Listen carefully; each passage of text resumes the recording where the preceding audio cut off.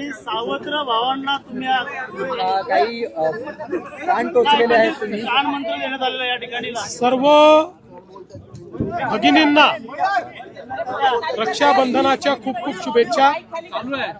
रक्षाबंधन हे बहीण भावाच्या पवित्र नात्यातलं एक अतिशय महत्त्वाचा असा क्षण आहे आणि केवळ बहिणींचीच नाही तर या निमित्ताने आपल्या भारत मातेच्याही रक्षणाची आपण सर्व लोक संकल्पना करत असतो आणि म्हणूनच या पवित्र दिनी सर्व आमच्या लाडक्या बहिणींना मी मनपूर्वक शुभेच्छा देतो. शरद पवारांनी जो गौप्यस्फोट केलेला आहे की विधानसभा निवडणुकीच्या आधी 1-2 माणसं मला भेटली होती आणि 160 जागांमध्ये फेरफार करून तुम्हाला निवडून देऊ अशा पद्धतीचं त्यांनी एक गॅरंटी दिली होती. त्या दोन माणसं कोण आहे नक्की अजून पहिल्यांदा मला हे लक्षात येत नाही आहे की इतक्या दिवसानंतर पवार साहेबांना राहुल गांधींना भेटल्यावरच ह्याची आठवण का आली. इतके दिवस ते बोलले नाहीत आणि आज अचानक बोलले. राहुल गांधी ज्याप्रमाणे सलीम जावेदच्या कहाण्या तयार करून त्यांच्या स्क्रिप्टवर त्या ठिकाणी रोज नवीन कपोलकल्पित कहाण्या सांगतायत तशा प्रकारची अवस्था पवारसाहेबांची तर झाली नाही ना.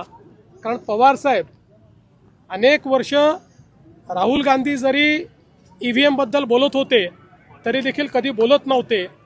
किंबहुना पवारसाहेबांनी स्पष्टपणे अनेक वेळा भूमिका घेतली की EVMला दोष देणं हे अयोग्य आहे आणि आता अचानक मला असं वाटतं की अशा प्रकारे जे काही पवारसाहेब बोलले आहेत राहुल गांधींच्या भेटीचा परिणाम दिसतोय. स्थानिक स्वराज्य संस्थांच्या निवडणुका डोळ्यासमोर ठेवून एक प्रकारचा हा संभ्रम निर्माण केला जातोय.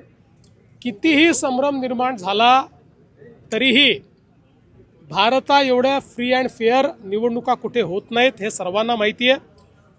आणि या संदर्भात सगळ्यात महत्त्वाचं सर्व मंडळी जनतेत बोलते हे सगळे बोलतायत पण इलेक्शन कमिशननी बोलवल्यावर हे कोणी जात नाही. इलेक्शन कमिशन समोर शपथपत्र द्यायला तयार नाहीत. सांगतात आम्ही संसदेत शपथ घेतली आहे.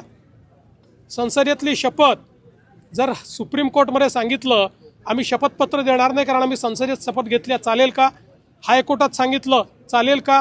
तसंच कॉसाय ज्युडिशियल मॅटरमध्ये जर त्या ठिकाणी तुम्हाला शपथपत्र मागितलं जात आहे तर तुम्ही शपथपत्र का देत नाही. कारण तुम्हाला माहिती आहे तुम्ही खोटं बोलतात आणि तुमचं खोटं पकडलं गेलं आणि ते शपथपत्रावर दिलं तर उद्या तुमच्यावर त्या ठिकाणी फौजदारी कारवाई होऊ शकते.